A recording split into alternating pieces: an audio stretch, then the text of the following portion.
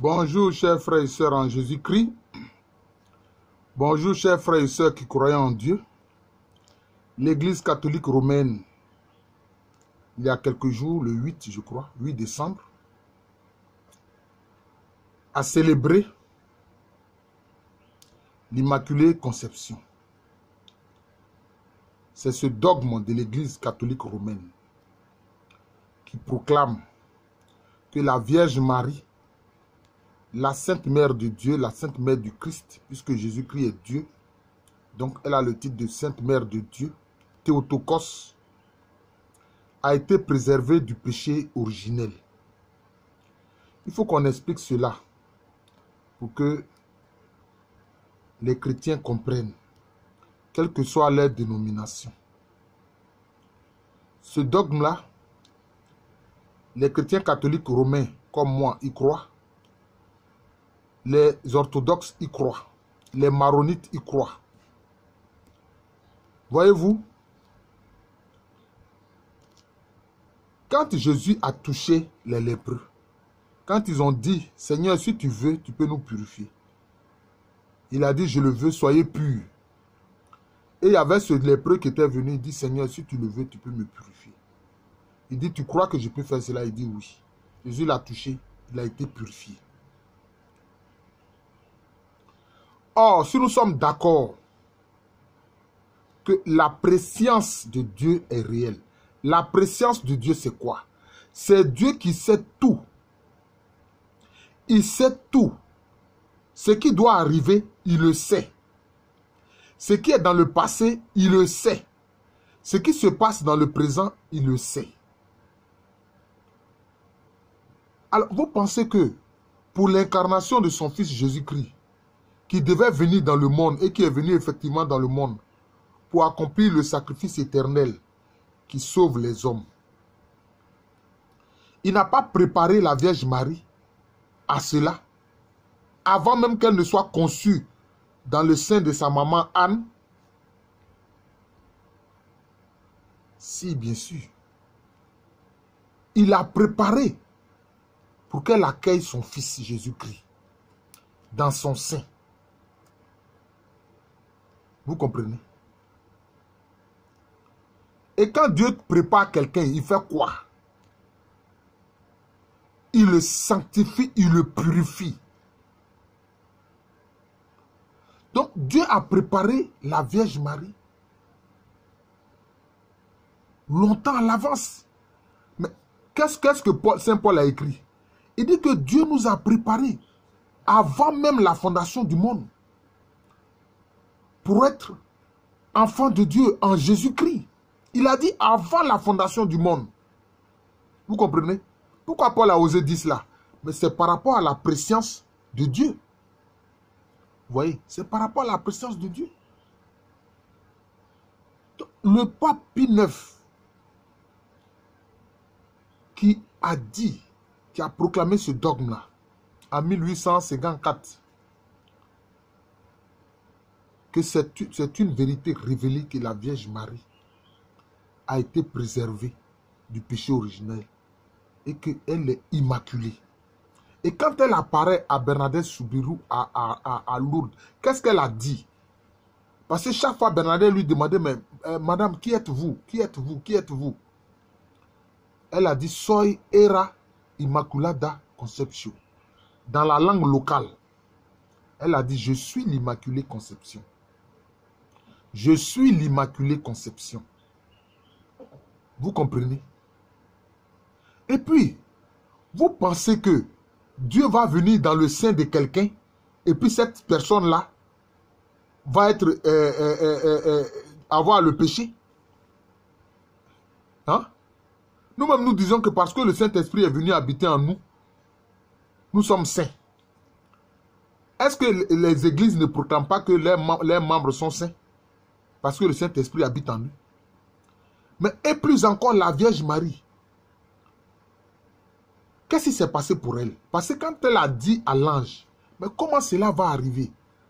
Tu dis que je vais porter le Fils de Dieu. Mais comment cela va arriver? Je ne connais pas d'homme. Je suis vierge. Je n'ai jamais eu de rapport sexuel avec quelqu'un. Comment est-ce que ça va arriver? Qu'est-ce que l'ange Gabriel lui a dit? Il a dit, le Saint-Esprit viendra sur toi. Première opération divine, le Saint-Esprit viendra sur toi. Première opération divine.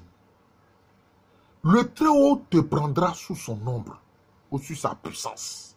Le Très-Haut, c'est qui? C'est le Père Céleste. Et maintenant, troisième opération, le Très-Haut qui te prendra sous son ombre, ça c'est la deuxième opération. La troisième opération, c'est pourquoi l'enfant qui va naître en toi sera appelé fils du Très-Haut. Ça c'est la troisième opération. Maintenant, Jésus, la parole éternelle de Dieu, le Fils de Dieu qui vient s'incarner maintenant à elle. Donc vous voyez, c'est-à-dire que la Vierge Marie, les trois personnes de la Sainte Trinité sont venues prendre possession d'elle. Mais elle avait donné son accord, elle a dit, je suis l'âme servant du Seigneur, que tout cela m'arrive selon ta parole. Et c'est ce qui s'est passé. Le Saint-Esprit est venu sur elle. Le Très-Haut l'a pris sous son ombre. Et Jésus-Christ, la parole éternelle de Dieu, s'est incarné en elle. Alors, vous voyez, après ces trois opérations-là, il y a encore du péché en elle. D'ailleurs, il n'en a jamais eu. Puisque Dieu l'a préparé avant la fondation du monde pour porter son Fils. C'est ça que vous devez comprendre. C'est ça que vous devez comprendre. Vous comprenez? Donc, elle là, Dieu l'a préparée avant la fondation du monde, en la préservant du péché, pour qu'elle porte son Fils. Vous voyez? C'est ce qui est arrivé. Et moi, je vous le dis, même si une femme a été violée par 1000 personnes, si Dieu vient, il regarde cette femme et puis il proclame que je te proclame vierge, mais la parole de Dieu est vérité et s'accomplit. Et cette femme qui a été violée même par 1000 hommes là, elle devient vierge parce que Dieu l'a dit. Et il a accompli ce qu'il dit. Il veille sur sa parole pour l'accomplir. Vous comprenez? C'est ça que vous devez comprendre. Vous voyez? Et c'est pour ça que nous devons vénérer et honorer la Vierge Marie. Nous ne l'adorerons pas. On n'adore pas la Vierge Marie, non. Parce que l'adoration, le mot théologique pour parler de l'adoration, on appelle ça latrie. Ça s'appelle latrie. C'est à cause de ça ceux qui adorent les idoles, on les appelle idolâtrie. Latrie, c'est l'adoration de Dieu seul. Mais la vénération, c'est douli. Est-ce que nous ne vénérons pas nos parents? Nous vénérons nos parents. Pourquoi est-ce que vous ne voulez pas que nous vénérons la Vierge Marie, qui est la mère du Seigneur Jésus-Christ, notre Sauveur? Mais seulement pour elle, l'adoration est plus accentuée. Donc, on parle de hyper-douli. C'est le mot théologique pour exprimer cette réalité-là. Mais je vous dis, frères chrétiens, puisque vous reconnaissez que Jésus est né de la Vierge Marie, que son père c'est Dieu lui-même, lui n'a pas un père humain. Mais par rapport à la biologie et aux découvertes actuelles, c'est quoi? Son ADN là, c'est quoi? Qu'est-ce qu'il fait son humanité? Il tient son humanité de qui? Il tient son humanité de la Vierge Marie seule. Donc son ADN là, hein, son ADN hypocondrique là, qui vient de la femme là, ça vient de la Vierge Marie seule. C'est pour ça qu'il est dit dans l'Écriture qu'il a pris chair de la Vierge Marie. Donc son corps là, c'est de la Vierge Marie qu'il a pris son corps. Jésus-Christ a tiré son corps du corps de la Vierge Marie et pas de quelqu'un d'autre. Or, qu'est-ce que nous faisons?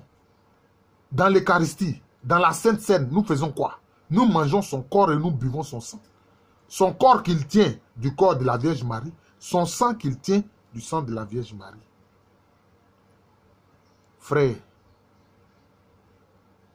même si nous ne voulons pas vénérer la Vierge Marie, respectons-la.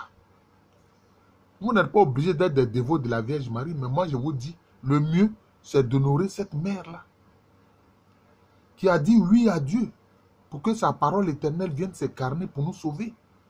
Dieu fait homme. C'est pour ça que certains ne comprennent pas. Ils disent, mais Comment ça fait que quelqu'un qui est Dieu, et puis les gens l'ont maltraité quand ils l'ont tué, depuis quand Dieu peut se laisser tuer? Mais c'est parce qu'il s'est fait homme. Et qu'il a pris sur nous nos péchés. Frère, la Vierge Marie est l'Immaculée Conception. Parce que dès avant la fondation du monde, dans sa préscience, Dieu l'a préparée pour porter son Fils Jésus-Christ. Et donc Dieu l'a préservée du péché originel. Et elle est immaculée, sans tache, sans péché. Vous comprenez? D'ailleurs, je vais faire une autre vidéo sur la question de la grâce.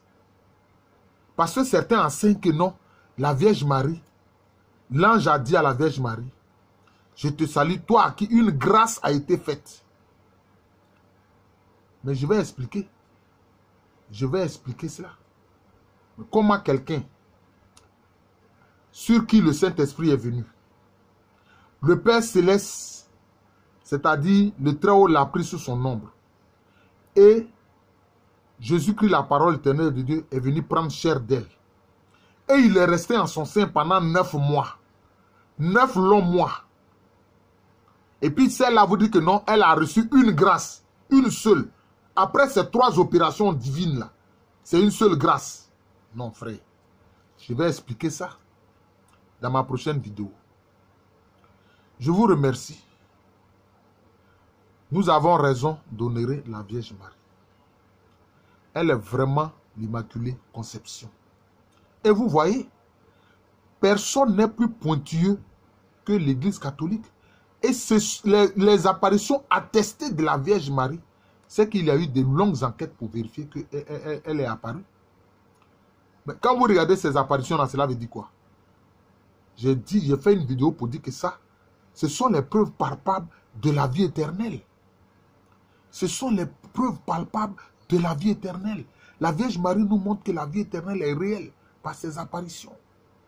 Depuis le XVIe siècle, elle a apparu à Guadeloupe. Ensuite, au XIXe siècle, elle apparaît à Lourdes. En 1917, elle apparaît à Fatima. C'est ça la vie éternelle. Je vous remercie, chers frères. De même que chaque être humain honore et vénère sa mère, nous devons honorer et vénérer la mère du Christ Jésus, notre Sauveur, notre Rédempteur, notre Dieu.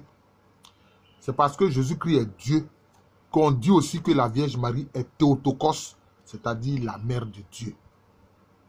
Vous comprenez? C'est par rapport à l'incarnation qu'une personne humaine, la Vierge Marie, devient mère de Dieu. C'est la conséquence de l'incarnation. Vous comprenez? Je vous remercie.